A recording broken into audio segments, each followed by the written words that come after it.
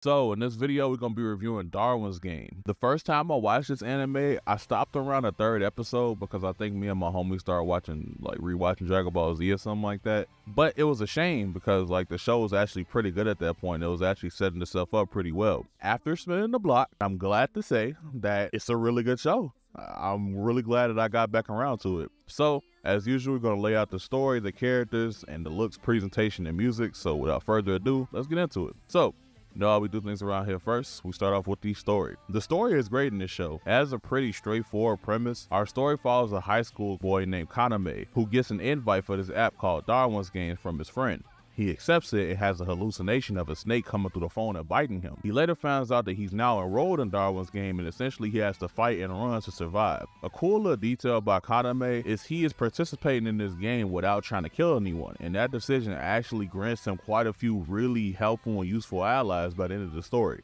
All the games and the battles were super interesting in this story. I like them all. The first battle against the rookie killer was good.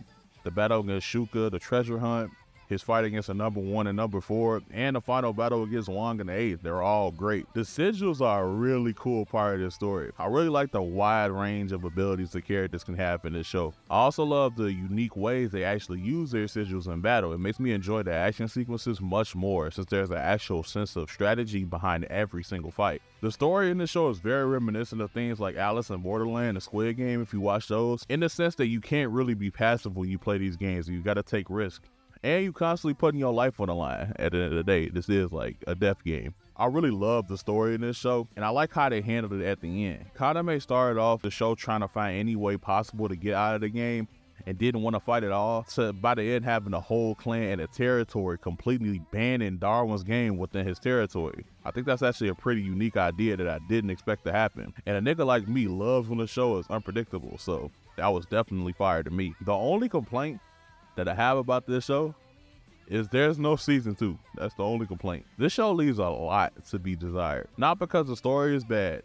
It's not because the story is bad. You just want to know what happens next. They have this goal that's established and they set up the main antagonist at the end. So I might actually end up going to the manga for this, since there doesn't seem to be any announcements for a season 2. And that says a lot, because I don't read manga. The story of Darwin's Game, the anime, is still satisfying though, even with it being incomplete. We get to see 𝐴 grow so much. We get to see him gain allies with pretty interesting backgrounds. So there's really no complaints about the story here. I mean, it's making me consider read the manga, and a nigga like me, I don't read manga. I'm not a manga reader like that.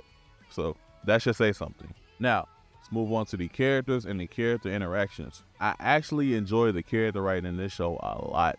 I actually enjoy every character in the show, even the villains. Wong was cool too. 𝐴 is a very well-written main character. He gets a lot of good character development throughout this story, and he's part of that elite strategist character archetype that I really enjoy in anime. So if you like characters like Shinpei, Shikamaru, and Subaru, I think you'll definitely like him.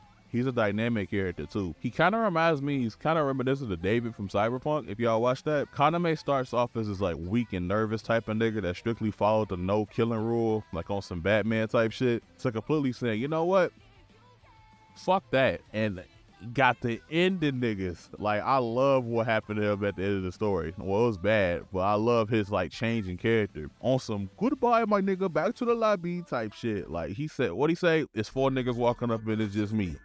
Now it's just 3. Now it's just 2. Now it's just me type shit, nigga. By the end of Darwin's Game, 𝐴 is a complete badass. I like how protective he is of his friends too, and 𝐥𝐤𝐤 too. His little relationship with 𝐥𝐤𝐤 is actually really cool. I always like it when it's a straight up partnership and there's no damsel in distress type thing. 𝐥𝐤𝐤 and 𝐴 are more than capable of taking care of themselves, but they're stronger when they're all together. That line where he was talking to the number 1 player, where he was like, if you end up betraying us, betray me first. I was like, man, that shit is raw as hell. That's a hard ass line, folks. That was a raw ass line. Whoever wrote that was a great idea, because that really had me smiling. I was like, damn, bro, 𝐴 loyal as hell. And speaking of the number 1, we got to kind of see her thoughts of 𝐴 come true. So when they were in a limo, number 1 was telling 𝐴 that he has potential to be an assassin, and 𝐴 was very reluctant, believing that he would make a good assassin because he didn't want to kill people, of course, obviously. But once his friend died, once Wong killed his friend, we seen that she had a point. because it looked like he could pursue a career in block spinning by the end of that fight. I ain't gonna lie. 𝐿𝐤 is an amazing MC. I love his character. 𝐥𝐤𝐤 is a great character too. She's strong. She's really crazy. She's extremely loyal to her clan and 𝐿𝐤. It's crazy that they ended up being so close because she was literally just trying to kill this nigga in the first episode. She had a decent bit of mystery behind her too. 𝐿𝐤 definitely asked the question that I was thinking of the entire time when she was on the screen for a while. I'm glad we got to see her motives and her backstory and her reasoning. Like, it was actually pretty cool too. It was actually pretty unexpected. She didn't really expect 𝐿𝐤 to understand her, and I think her letting all that out ended up drawing them closer anyway. 𝐥𝐤𝐤 is super fun, and her sigil is super cool too. All of her fight scenes are super fun to watch, and I definitely enjoy every moment she was on the screen. Rain is a super cool character too. Her backstory is really cool, and I like how useful and smart she is. I also like how she got involved with the florist guy's daughter. I thought that was pretty cool that short amount of time when they were talking on that roof end up like putting something in her to make her feel the need to go do that, because she didn't really have to. She's a really cool ally to have, and I'm glad she stuck around. I'm really glad she did. She's really good to have around. Ryuji actually ended up being great too. This one was surprising, because I didn't think he would stay around. I thought he was gonna die. He didn't seem like he was gonna be a major character in this show, but he ended up being like 𝐿𝐤's right hand man, and he actually ended up being a really good character. His sigil isn't the best,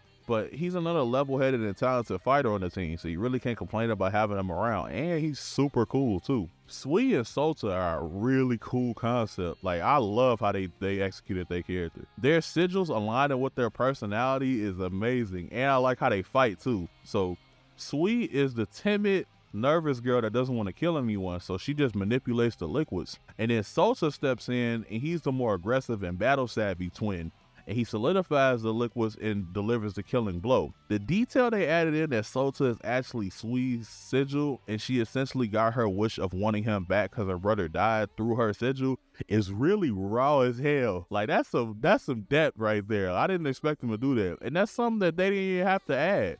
Like, it's a small detail that they don't even like stress like that. It's just really cool how they designed. All the characters in this show I love. I love number 4, love number 1. I even love number 1's butler. Wong was a great villain. Every character in the show is written well. I love them all. Now, move on to looks, presentation, and music. I really like the animation in this show. It's not the top of the line, but it's great. It's still great. The fight scenes are really pretty, even without the sigil abilities, but once you add them in, you add some really cool looking visuals. Like Rain's like Laplace thing, that shit look fire. Sokka's chains, those look fire too. Like, every single fight scene with these sigils look really good. I really enjoy how this show looked. Like, the facial expressions are really clear. They didn't cut any corners, none of that like slideshow shit where niggas didn't want to animate the sequence, so they just show scrolling pictures of what happened. It's just basic, good looking fights. So great job to all the workers over there at Studio Nexus. Y'all did a really good job, and I really appreciate the work y'all did on this. The music in this show is actually pretty enjoyable. The intro and the outro tracks slap, so shout out to the artists that did those. The in-show score is actually pretty good too. As always, for anime music, like, as long as it's not too distracting, it doesn't take away from the experience, it only adds to the emotional aspects of the show. That's all I really want in the anime music. So overall, there's no complaints here. This music was really good. Shout out to everyone and the composer that worked on this score. Overall, I would say Darwin's Game is an amazing show, and it flies under the radar a lot of the time. I didn't really hear about it before I watched it. I got a recommendation from my homie, but besides that, I didn't really hear about it. So I would say it's a pretty underrated show, and I would definitely 1000% recommend this. I think this show deserves a lot more love. I think it's a pretty unique show with a pretty unique concept. I think its execution is really great. The only thing I wish I had from this show was more.